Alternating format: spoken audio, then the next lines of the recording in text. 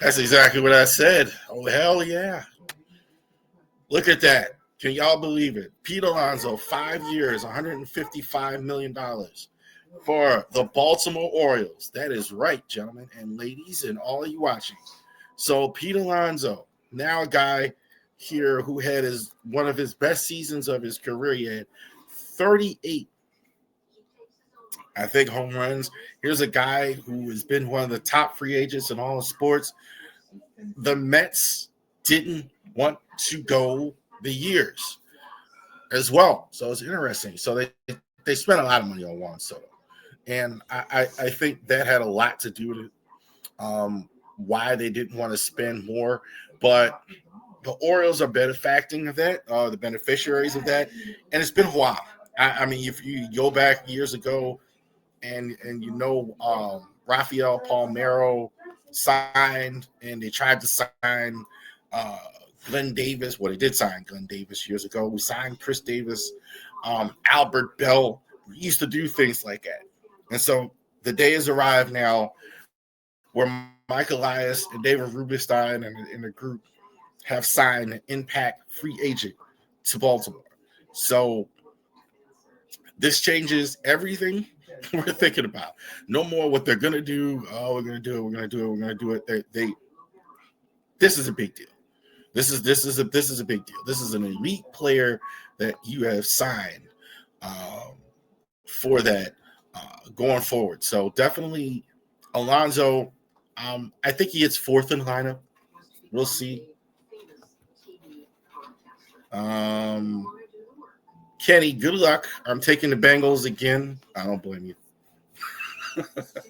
Even though the Ravens are my team. Great signing by the O's. Absolutely. So this is about the best signing you could have, as far as for the Baltimore Orioles that we have had so many times. You're seeing in the winter meetings. And we're going to get to the breakout segment, the breakout player segment here. I do want to say this as well. What we are seeing in baseball is also good news, because for the last couple of years, it's just been Dodgers doing stuff. It's just been Dodgers signing everybody. Last year, Dodgers signed everybody. So next week, we're going to go over some of these free agent signings and everything that are going on now that the winter meetings are over. But you saw like other teams now stepping up to the plate. Braves had a big signing. Reds were in on that. Pirates were even in on that. So these other teams are now moving forward, and just get sick and tired of the Dodgers actually signing everybody. They're actually making offers as well. They're not like Dodgers, Mets, Yankees going at it. You guys, a lot of these owners are billionaires. Why do they get to sign everybody? So let's see the graphic one more time. So once again, Pete Alonso, your new first baseman for the Baltimore Orioles, in the middle of the lineup. All right, last segment here. Breakout players for the Orioles 2025. So let's go ahead and do that. Now, one of these has changed a bit, but we'll still discuss it. So, but who's going to be breaking out in 2025? Here's a name I want you guys to keep an eye on. Now, this guy may not be in the majors at all, but I'm hearing it more and more with this progress in the minor leagues. Luis De Leon. Definitely when you look at pitchers, when the fastball, he's one of these guys, him and Esteban Maya, the fastball jumps off the screen. Double A, probably see him in Norfolk, but definitely keep an eye on him. I don't think it's totally out of the realm. We'll see him somewhere as a fifth starter, somewhere in the point. Now, like all of us, I'm more convinced the Orioles will sign a starter, because they're clearly now spending money and investing in the roster and that stuff. So definitely, but keep this guy in mind. Fastball absolutely jumps off the screen. Nestor German is another one. Definitely the Orioles are going to need another starter. So you're going to start Trevor Rogers. You're going to start D. Kramer. You're going to start Kyle Bradish. That's it. Right now, you have Cade Povich, also to Tyler Wells. What type of roles will they actually have? Nestor German, probably a guy that's going to spend most of the year at AAA. I kind of see him as a Cade Povich as I don't know if he's been, but definitely he'll be given the opportunity if needed. Definitely keep an eye on him. I think this is more higher in prospect. Trey Gibson as well. Probably spends again most of the year at AAA. I don't think he starts, but I don't think either one of these three, if they have depends on the organization who feels about them, that they would start. I don't think it's completely out of pale that you see them. Certainly, you may see them at some point during the season. So definitely keep that in mind as well. Here, here's a guy I think definitely is going to be roaming center field at some point. Enrique Bradfield for the Orioles.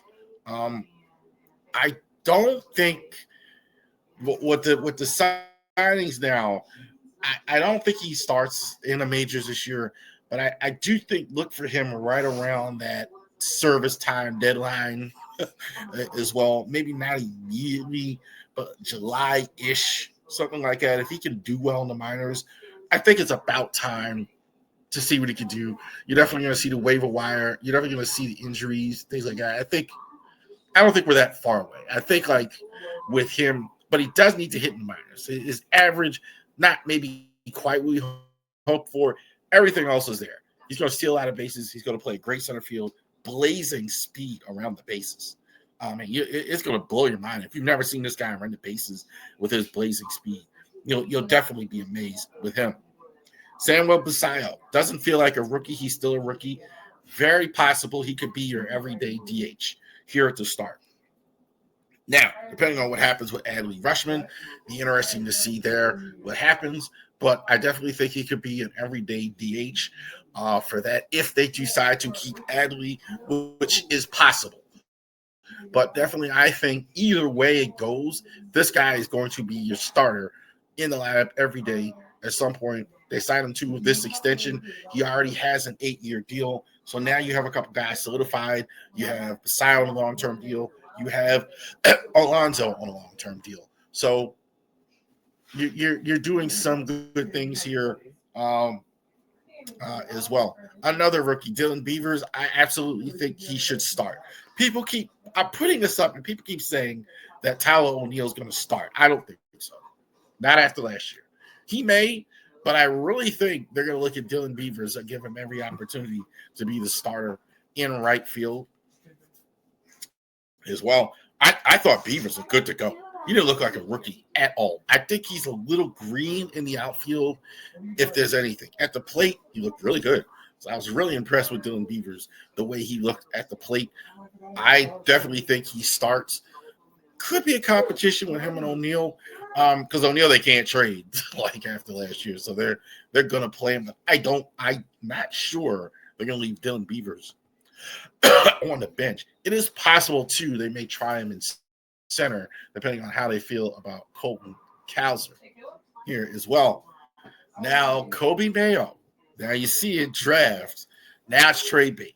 So you may be starting for somebody. Obviously, now you're not going to start at first base because you have Pete Alonso to spend all that money. So, interested to see what they do with Kobe Mayo. My guess is he's trade bait. My guess is they're going to use him to go ahead and Michael Elias has a lot of interest in pitchers, and they're going to use him to go ahead and do that. I believe that's what they're going to do. Jackson Holiday is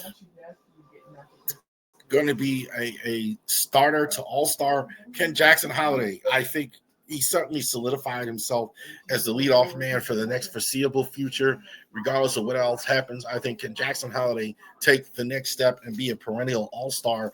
Can he move into into the category of being the best second baseman in all of baseball? He just needs to hit a little bit more consistently. Everything else is there. He's gotten really good at second.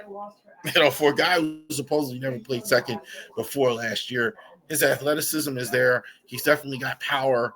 I like to see him get that average up to about 280, 290 there on a consistent basis, steal bases. It's all there for Jackson Holiday. Can he develop more and get all the way there as well? And lastly, even though he's a little bit older as well, but the most valuable Oriole from last year, Trevor Rogers, terrific last year. Now, he was shaky in his last start as well. Let's see now if we're going to get the guy that we saw at the end of the year, Trevor Rogers. Let's see what they add to him as well. But Rogers, can he go and become one of the all-star in the American League and demand a big contract? So I think he's due, even though he's older, he's like 28, I think, due for a breakout. Last year, his first big year. Now he can go and become one of the best in the American League. There you go. Thank you guys for joining us here.